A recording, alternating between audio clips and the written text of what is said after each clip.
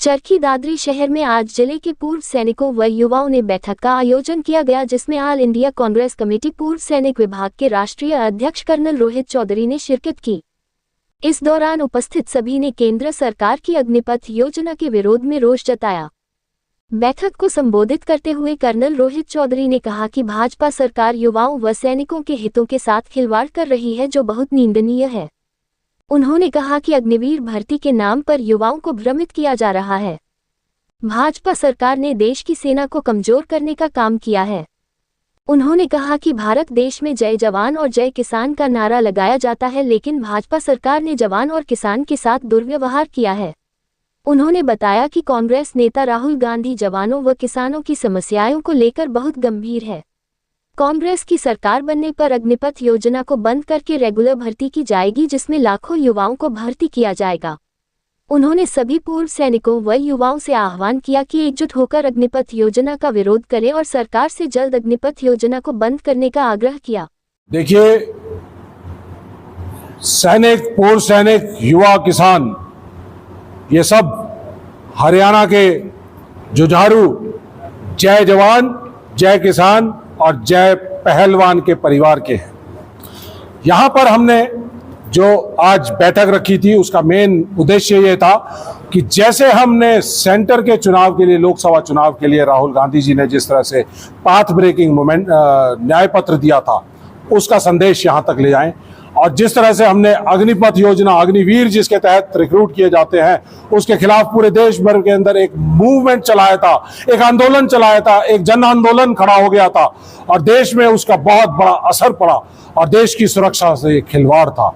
तो उस जन आंदोलन के लिए अगले हरियाणा के चुनाव में लाने के लिए हमने ये बैठक की है। सब लोगों को जागरूक करने के लिए आपके बीच पहुंचे हैं कि अग्निपथ योजना को खत्म करेंगे, अग्निवीरों को रेगुलर करेंगे और 1.5 लाख बच्चे जो अग्निवीर लाने की आड़ में बेरोजगार कर दिए, जो सिलेक्टेड थे, उनको भर्ती देंगे, ओआरओपी पूरी करेंगे, डिसेबिलिटी पेंशन को पूरा करेंगे और तमाम तरह की जो विसंगतियां ओआरओपी के अंदर सरकार ने डाल दी है, उसको पूरा करेंगे। उसके साथ साथ हरियाणा में ये फैसला किया जा रहा है कि हम हरियाणा में एक्स सर्विसमैन वेलफेयर मिनिस्ट्री को भी लागू करेंगे। हमारे एक मैनिफेस्टो तैयार हो रहा है, उसके अंदर और बहुत सारी चीज़ें हैं जिसको शामिल किया जाएगा। आप लोगों को जिस तरह से मालूम है, जैसे हमारे नेता सीएलपी लीडर चौधरी भूपेंद्र सिंह हुड्डा हैं, हमारे प्रदेश अध्यक्ष उदयभान जी हैं, दीपेंद्र हुड्डा जी हैं और हमारे तमाम तरह के सभी नेता, जनरल सेक्रेटरी इंचार्ज हैं दीपक बावरिया जी और जनरल सेक्रेटरी इंचार्ज जो सेंटर में है, सब लोग अपनी अपनी अलग अलग यात्राएं, अपने अपने प्रोग्राम्स कर रहे हैं। तो सैनिकों का प्रोग्राम हम अब पूरे के पूरे हरियाणा के अंदर लेके जाएंगे, ये हमारा संदेश है। देखिए, हमने अपनी पार्टी को इंटरनली अपना डिमांड दी है कि हरियाणा जवानों का प्रदेश है। तकरीबन 25% हमारे पूर्व सैनिक परिवार की वोट शेयर है। पूर्व सैनिक, paramilitary, first timers, second timers, NCC, youth, ये सब मिलाकर 25% के आसपास हमारी वोट शेयर है। तो हमने कहा है कि इस वोट शेयर के हिसाब से हमें भी हिस्सेदारी दी जाए। तो हमने अपनी डिमांड दी है। 5-6 टिकटों के लिए हमने रिक्वेस्ट किया है और देखते हैं आगे क्या होगा। इतनी मजबूत थी, मजबूत है और मजबूत रहेगी। आपके इस सवाल से मुझे जो बीजेपी का होने की बू आती है, जिस बीजेपी ने हमारे सैनिकों की शहादत के ऊपर 2019 के अंदर मोदी साहब जाकर कहते हैं कि फर्स्ट टाइम वोटर क्या मुझे पुलवामा के शहीदों के नाम पर या बालाकोट की स्ट्राइक के नाम पर वोट दे सकते हैं। हम वो गेम नहीं खेलते, हम सीधे खेलते हैं। हम कांग्रेस पार्टी वाले सैनिकों के मुद्दों को उठाते, अग्निवीर जैसी योजना जो देश को कमजोर कर रही है, सुरक्षा को कमजोर कर रही है, उसके खिलाफ लड़ाई लड़ रहे हैं।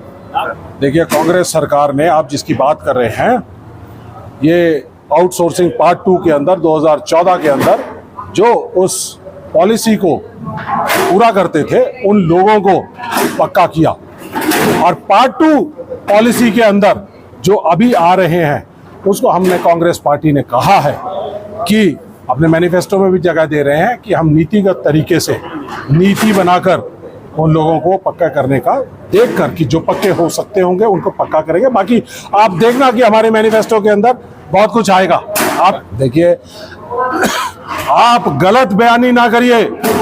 दीपक बाबरिया जी ने कभी ऐसा नहीं कहा, पहली बात। दूसरी चीज, कांग्रेस पार्टी एक बड़ी पार्टी है, बड़े लीडर्स की पार्टी है।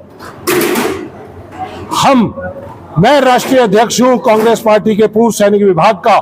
मेरी जिम्मेदारी बनती है कि मैं पूरे देश में हमारे प्रोग्राम्स हैं उनको चालू करूं। हरियाणा में हम अपना प्रोग्राम कर रहे हैं, तो क्या हम गलत कर रहे हैं? इसी तरह से जो जनरल सेक्रेटरीज हैं, अलग अलग मेंबर ऑफ पार्लियामेंट्स हैं, अलग अलग नेता हैं, अलग अलग जगहों पे जा रहे हैं, सब लोगों से जनसंपर्क कर रहे हैं, जनसंपर्क अभियान चला रहे हैं, तो क्या ये गलत है? चुनावों के अंदर सबको मिलजुल कर अपनी अपनी जगह पर जाना पड़ेगा और बात उठानी पड़ेगी, और बीजेपी को उसकी मुंह की खानी पड़ेगी। 90 में से 80 सीटें कांग्रेस पार्टी जीतेगी। आपने शायद मेरी बात नहीं सुनी। दिल्ली हरियाणा की दशा तय करता है और हरियाणा दिल्ली की दशा तय करता है। दिल्ली को 3 तरफ से हरियाणा ने घेरा हुआ है। दिल्ली की मैंडेट बीजेपी के खिलाफ आई है। सरकार 6 महीने रुकेगी, 8 महीने रुकेगी, कह नहीं सकते, लेकिन गिरेगी जरूर।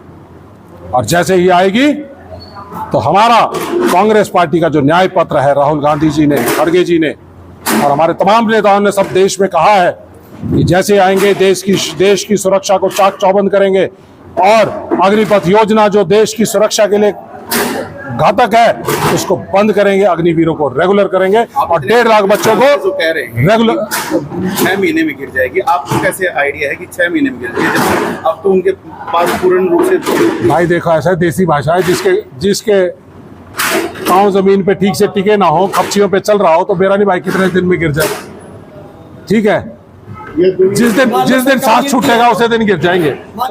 देखिए, ऐसा है कि मैं कोई नाम नहीं लेना चाहूंगा, लेकिन जो खपचियों पे चलने वाली सरकारें हैं, इतिहास दोहराता है कि वो ज्यादा दिन तक नहीं चल पाता है। भूपेंद्र हुड्डा पे ईडी के शिकंजा कसता जा रहा है, इसको लेकर आपका क्या कहना है? क्या बीजेपी ज्वाइन कर सकते हैं? बीजेपी डर गई है। बीजेपी को सत्ता से बेदखल होने का खौफ सता रहा है, और इसीलिए वो जब भी डरती है तो ईडी, सीबीआई, इनकम टैक्स को आगे करती है। लेकिन कांग्रेस पार्टी के जो सिपाही हैं, कांग्रेस पार्टी बब्बर शेरों की बनी है, जैसे हमारे नेता राहुल गांधी जी, जननायक राहुल गांधी जी कहते हैं, ये बब्बर शेर हैं, इनको कौन डरा सकता है? ये जवानों और किसानों की धरती है। यहाँ ये चौधरी भूपेंद्र सिंह हुड्डा और तमाम हमारे नेता कोई डरने वाले नहीं है। ये बीजेपी डर रही है। पहले बीजेपी अपने बिखराव को संभाल ले, फिर हमारे बारे में संज्ञान ले। हमारे बारे में बात कहिए तो देखिए, कैसे आप भला कर सकती है? कांड हुआ था, उसके बाद कांग्रेस पार्टी की हरियाणा में 2005 में सरकार आई थी, और उस सरकार के बाद किसानों के कर्जे माफ किए गए थे, किसानों के बिजली के बिल माफ किए गए थे, और तमाम तरह की चीजें जो उनको सुविधाएं दी थी, और जो खेत में हमारे जो इंश्योरेंस दी गई थी, खेत के अंदर जो हमारे किसान सांप काटने से या किसी वजह से उन लोगों की डेथ हो जाती थी, तो उसके लिए भी भूपेंद्र सिंह हुड्डा ने अपनी सरकार के अंदर काम किया था, और उन्होंने तमाम तरह की सुविधाएं दी थी। यूरिया के प्राइसेस को कंट्रोल किया गया था, और जो फसली ऋण है उसको भी उस टाइम पे 4% पे दिया गया, और फिर उसमें फसली ऋण के अंदर ये प्रावधान भी किया गया कि आपसे कोई भी इंटरेस्ट नहीं लिया जाएगा। शहीदों की बात नहीं की, क्योंकि मेरा क्वेश्चन ये था कि किसान उस टाइम भी शहीद हुए थे। देखिए, ऐसा है, उनके परिवार आने वाले जो समय है, हम आने वाले समय को सलाम करते हुए चलेंगे, पीछे इतिहास से सीख लेते हुए चलेंगे, और जितने भी किसान परिवार जो हमारे कहीं ना कहीं शहीद हुए या उनको कहीं कोई कमी रह गई थी, उसको पूरा करने का भी काम करेंगे। पूरा भी किया था, और ये भी कहा है कि जो हरियाणा के जो किसान इस किसान आंदोलन के अंदर 3 काले कानूनों के खिलाफ जो आंदोलन हुआ था, उसके खिलाफ जो खड़े थे, 750 किसान मारे गए थे, उनमें से जो हरियाणा के किसान होगा उनके परिवारों को सही न्याय देने का काम करेंगे। आरोप तो सिर्फ आरोप हैं, जब तक वो न्यायपालिका में जाकर उसके ऊपर कन्विक्शन ना हो जाए, तब तक ये सिद्ध नहीं माने जाते। ये तो सरकार की एजेंसियां हैं, ये तो कुछ भी लिखती रहेंगी, और बहुत सारे केसेस आज तक आप देखेंगे, सारे केसेस न्यायपालिका ने खारिज कर दिए। देखिए, ये बड़ा कांग्रेस पार्टी के प्रति बहुत बड़ा माहौल है हरियाणा में। जनता चुनाव लड़ रही है, और जनता जो है, जनता कांग्रेस पार्टी को बहुत भारी बहुमत देने वाली है। और जहां तक बात है, यही एक इशारा करता है कि तकरीबन 2,500 से ज़्यादा लोगों ने टिकटें मांगी हैं। बीजेपी की तो टिकट लेने वाला भी नहीं मिल रहा, उनको 90 कैंडिडेट नहीं मिल रहे, उनको लोगों के साथ समझौते करने पड़ रहे हैं। तो भाई ये हमारी ताकत बनेंगे, हमारी कमजोरी नहीं बनेंगे। मिलजुल कर लड़ेंगे, सबको मान और सम्मान दिया जाएगा। सरकार बनेगी, सबको मान और सम्मान दिया जाएगा। ये हमारे बड़े नेताओं ने पहले ही जो अपना रुख है वो तय कर दिया गया है।